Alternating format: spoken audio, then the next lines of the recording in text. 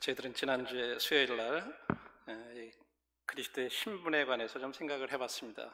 우리들이 지금 주변에서 여러 가지 어려움이 있지만 저희들은 주님 안에서 저희들은 놀라운 신분을 가졌기 때문에 저희들이 낭망하거나 실망하지 않고 계속 소망 중에 주님을 즐거워해야 되는 것에 대해서 생각을 해봤습니다.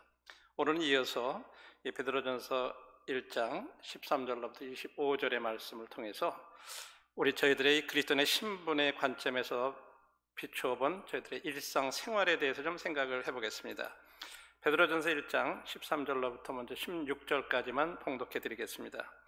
그러므로 너희 마음의 허리를 동이고 근신하여 예수 그리스도께서 나타나실 때에 너희에게 가져다 주실 은혜를 온전히 바랄지어다. 너희가 순종하는 자식처럼 전에 알지 못하던 때에 따르던 너희 사역을 범산치 말고 오직 너희를 부르신 거룩한 이처럼 너희도 모든 행실에 거룩한 자가 되라. 기록하였을 때 내가 거룩하니 너희도 거룩할지어다 하셨느니라. 먼저 이 말씀의 배경을 살펴보겠습니다. 우리가 이 핍박을 받을 때 하나님께서 이 경건한 삶에 대한 하나님의 기준을 완화할 거라고 생각하시나요? 우리가 시련을 당할 때 하나님은 그리스도인들의 행동에 대한 하나님의 기준을 낮추실 건가요? 결코 그렇지 않습니다. 물론 하나님은 그런 식으로 하지 않습니다.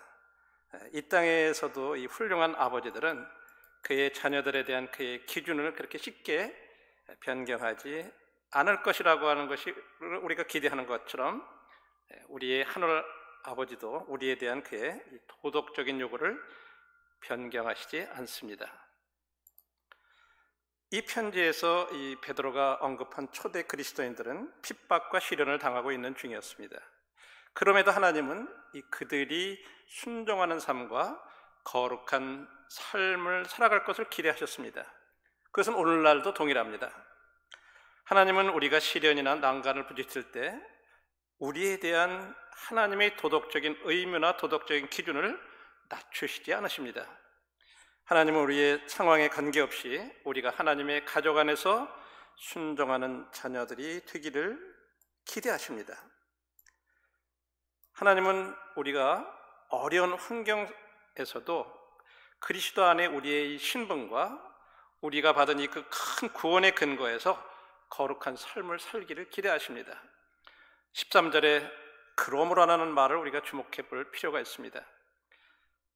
우리가 문제나 어려움에 직면했을지라도 우리의 구원과 그리스도 안에 이 복된 신분에 비추어 우리의 복된 지위에 맞는 삶을 살아야 합니다. 우리는 이제 이 말씀 가운데서 두 가지 교훈을 생각해 볼 수가 있습니다. 첫 번째 교훈은 믿는 자는 정결한 삶을 추구해야 된다고 하는 사실입니다. 두 번째는 믿는 자는 완전한 사랑을 추구해야 된다고 하는 사실입니다. 이것을 좀 더 생각을 해보겠습니다. 여기 정결한 삶을 추구한다 혹은 분투한다라고 하는 이 말은 우리 자신의 힘으로 정결한 삶을 살 수 있다는 것을 의미하지 않습니다. 우리가 단지 노력하고 열심히 일해서 이루어지는 것이 결코 아닙니다. 우리의 삶 가운데 역사하시는 성령님의 능력이 필요합니다. 여기 추구하라고 하는 권면은 우리의 거룩하고 정결한 삶은 자동적으로 일어나지 않는다는 것을 의미합니다. 우리는 거룩하도록 힘써야 합니다. 성령께서 우리의 삶을 주장하시도록 해드려야 하는 것입니다. 이 정결한 삶에 대한 5가지 권면이 이렇게 나오고 있는데 요약을 해보면 너희 마음의 허리를 동이라, 근신하라, 우리에게 가져다 줄 은혜를 온전히 바라라, 또 과거에 따르던 너의 사욕을 범받지 말라, 거룩하라고 하는 말씀으로 이렇게 요약을 할 수가 있습니다. 먼저 너희 마음의 허리를 동이라고 하는 이 말씀은 우리의 생각을 다스리라고 하는 그런 의미입니다. 이 베드로가 이 서신을 쓸 1세기에 보면 사람들이 이 옷이 이렇게 늘어진 옷을 이렇게 입었기 때문에 그것을 단단히 묶어서 여미어가지고 단단히 묶어서 신속하게 움직이고 간섭을 받지 않고 어떤 일을 할 수 있었던 것 같은 그런 의미를 말하는 것입니다. 그러므로 우리 믿는 사람들은 해이해진 생각들을 잡아낼 필요가 있는 것입니다. 해이해지고 기강이 풀린 많은 생각들, 곧 거룩한 삶을 방해하려는 생각들이 우리 마음의 주변에 맴돌지 못하도록 해야 하는 것입니다. 여러분들의 마음은 잘 통제가 되고 계신가요? 만일 다른 믿는 사람들이 우리들의 이 마음을 읽을 수 있다면 그들이 무엇을 볼 수 있을까요? 고린도 후서 10장 5절에서는 모든 생각을 사로잡아 그리스도께 복종케 하라고 말씀하고 있습니다. 여러분, 모든 생각입니다. 우리는 우리의 모든 생각을 다스리기 위해서 분투해야만 합니다. 두 번째로 근신하라고 하셨는데, 이 근신하라는 말은 곧 자기 절제를 하라는 그런 의미입니다. 여러분, 직장에서 자기 절제를 하시나요? 가정에서 자기 절제를 하시나요? 아마 아내들에게 그런 질문을 해보면 그들이 남편에 대해서 뭐라고 답을 할까? 남편들에게 질문을 했을 때 아내들에 대해서 뭐라고 말을 할까?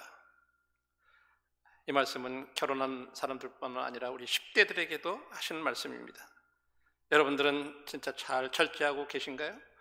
여러분들이 어떤 음란물이라든지 이런 사이트에 접속해서 쉽게 넘어가는 어떤 그런 부분들에 대해서 잘 절제하고 계신가요? 우리는 자기 절제를 위해서 분투해야만 합니다. 세 번째로는 예수 그리스도께서 나타나실 때 우리에게 가져다 주실 은혜를 온전히 바라라고 하는 것입니다. 미국의 이 재정 전문가들은 투자들에게 항상 그들의 이 투자에 대한 이 조언을 할 때 장기적으로 생각하라고 이렇게 조언을 해준다고 합니다. 주님은 믿는 우리들에게 우리의 모든 장래의 소망을 참된 장기 투자에 두라고 조언을 하십니다. 우리의 영원한 장래와 우리의 영원한 유익에 투자하라고 그렇게 조언하십니다. 그 다음에 과거에 따르던 너의 사역을 본받지 말라고 말씀하십니다. 여기 전에 알지 못하더니라는 14절에 보면 이런 말이 더해진 사실은 베드로가 이 흩어진 유대인들에게 뿐만 아니라 이방인 신자들에게도 이 편지를 쓰고 있다는 것을 잘 암시해주는 말입니다. 유대인 신자들은 하나님 말씀을 잘 알고 있었지만 이방인 신자들은 하나님의 율법을 잘 몰랐을 것입니다. 우리가 과거에 따르던 사악을 본받지 말라고 하는 이 권면은 우리 모두에게 그래서 유익한 권면입니다. 그러면 우리가 어떻게 과거에 따르던 사욕을 본받지 않을 수 있을까요? 우리는 그렇게 하려면 긍정적인 일을 실천하도록 분투해야 합니다. 우리는 하나님 말씀에 머물고 계속해서 기도하면서 주님을 섬기는 일에 동참해야 합니다. 그리고 함께 책임 있는 다른 신자들과 성도들과 자주 만나서 교제를 해야 합니다. 이렇게 할 때 우리는 과거에 따르던 우리의 사욕을 본받지 않고 분투할 수가 있게 되는 것입니다. 그 다음에 거룩하라고 하는 말씀은 거룩하라고요? 그건 너무 힘들어요. 우리는 이 세상에서 거룩해질 수 없어요 라고 혹시 여러분들이 말할지 모르겠는데 그것은 물론 사실입니다. 그러나 우리는 거룩하기 위해서 분투할 수 있습니다. 15절에 보면 내가 거룩하니 너희도 거룩할지니라고 말씀하셨는데 이는 레위기 11장 44절의 말씀을 인용한 것입니다. 우리는 하나님께서 믿는 자들에게 너 구원받았으니 90% 거룩하다라고 말씀하실 거라고 예상하지 않아요. 결코 아닙니다. 하나님은 우리가 거룩하게 되기를 원하십니다. 우리가 이 세상에서는 결코 완벽해질 수는 없습니다. 그러나 우리는 거듭나서 성령을 모시고 있고 이 성령은 우리가 더 거룩한 삶을 살 수 있도록 능력을 주십니다. 이 세상에서 우리는 결코 죄 없는 삶을 살지는 못합니다. 그러나 믿는 자로서 우리는 죄를 덜 지어야 합니다. 우리들이 이와 같은 거룩한 삶을 추구해야 될 이 세 가지 동기에 대해서 17절로부터 21절에서 말해주고 있는데 첫 번째는 하나님의 가족에게는 징계가 있다는 것이고 두 번째 우리가 받은 이 구원의 대가를 생각해 볼 때 우리는 정결한 삶을 추구해야 되고 세 번째로 우리를 위한 하나님의 영원한 계획을 생각해 볼 때 우리가 이 정결한 삶을 추구해야 된다고 하는 것입니다. 첫 번째, 하나님의 징계는 17절에 보시면 외모로 보시지 않고 각 사람의 행위대로 심판하시는 이를 너희가 아버지라 부른즉 너희가 나그네로 있을 때를 두려움으로 지내라. 우리는 믿는 자로서 게임을 하고 있는 게 아니에요. 우리는 하나님의 가족 안에 있기 때문에 하늘에 계신 우리 아버지께 적절한 존경과 경외함을 나타내 보여야 합니다. 하나님의 가족 안에서 그의 자녀들이 죄를 범하면 하나님은 징계하십니다. 하나님은 차별을 두시지 않습니다. 하나님의 징계는 우리로 하여금 더 거룩한 삶을 추구하게 하는 동기를 부여하기 위함이 분명합니다.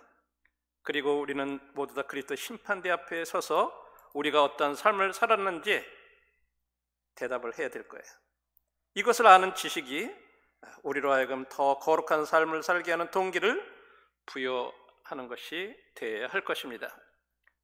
다음으로 우리가 받은 구원을 생각해 보면 18, 19절에 너희가 알거니와 너희 조상이 물려준 헛된 행실에서 대속함을 받은 것은 은이나 금같이 없어질 것으로 된 것이 아니요 오직 흠없고 점없는 어린 양 같은 그리스도의 보배로운 피로 된 것이라고 하셨습니다.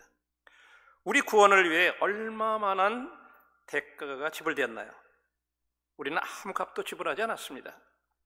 구원은 거저 주신 하나님의 선물입니다. 그러나 하나님 편에서 지불하신 대가를 한번 생각해 보십시오. 이 세상의 모든 은과 금과 보석으로도 우리를 죄에서 구속할 수가 없습니다. 하나님이 영원하신 아들이 사람이 되셔야만 했습니다. 그는 죄 없는 삶을 사셔야 했고 우리를 구원하시기 위해서 보배로운 피를 흘리셔야만 했습니다. 이런 놀라운 대가가 우리로 하여금 더 거룩한 삶을 추구하는 동기부여가 되어야 할 것입니다. 우리를 위한 이 하나님의 영원한 계획에 대해서 20절과 21절에 이렇게 말하고 있습니다.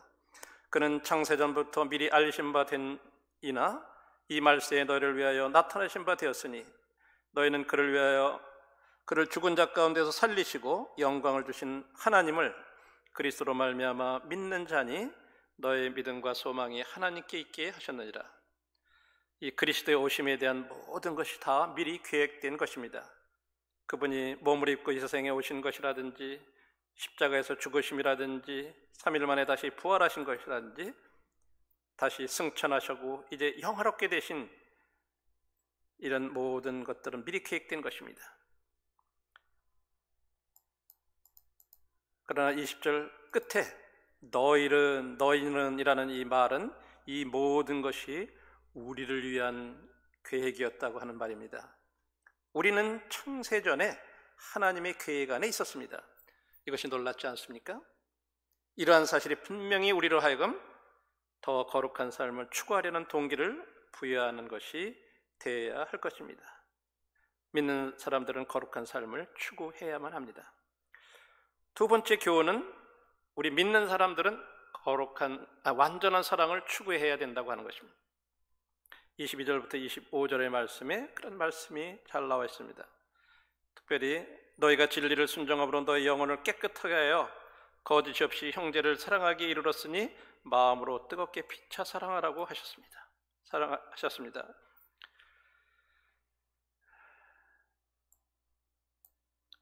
믿는 자들은 마음으로 뜨겁게 서로 사랑해야 된다고 22절에 말씀하셨는데 그것이 가능한가요? 예, 가능합니다. 우리가 거듭나서 새 생명을 가지고 있기 때문에 그것이 가능한 것입니다. 육체의 생명은 썩어질 수로부터 온 것이라 그것은 죽습니다. 우리의 육체의 생명과 살과 관련된 모든 것은 우리가 보는 것처럼 시들어 죽게 됩니다.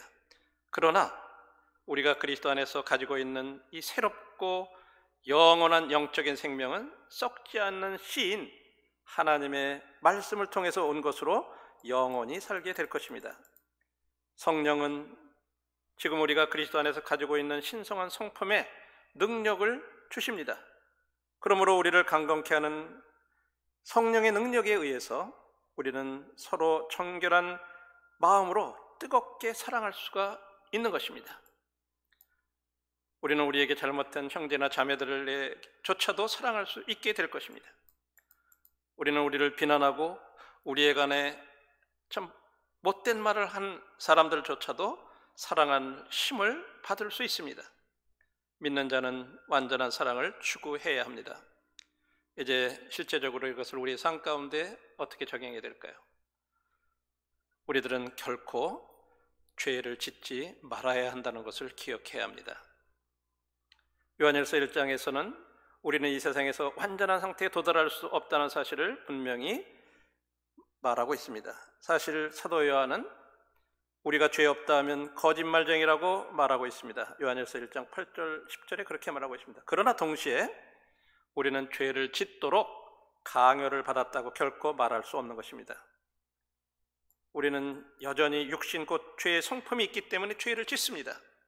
우리는 하늘나라에서 새로운 몸을 가질 때까지 이 죄악된 성품이 있게 될 것입니다. 그러나 우리는 성령으로 말미암아 능력을 부여받은 그리스도의 안에서의 새 생명을 가지고 있기 때문에 어떠한 죄도 지을 필요는 없습니다. 우리는 결코 죄를 짓지 말아야 한다는 것을 기억해야 될 것입니다. 결론의 말씀을 드리면 이제 우리는 구원받은 자로서 그리스도 안에서 우리의 신분을 기억하고 우리의 매일의 삶 속에 청결한 삶을 추구하고 완전한 사랑을 추구하는 그런 삶을 삽시다. 그러나 이와 같은 일은 스가랴서 4장 6절의 말씀대로 힘으로 되지 아니하고 능력으로 되지 아니하고 오직 성령으로 나의 영으로 된다고 이렇게 말씀하고 있습니다. 우리가 그리스도 안에서 우리의 신분을 이제 우리들의 일상 삶 가운데 이렇게 나타내야 된다고 말씀하고 있습니다. 감사합니다.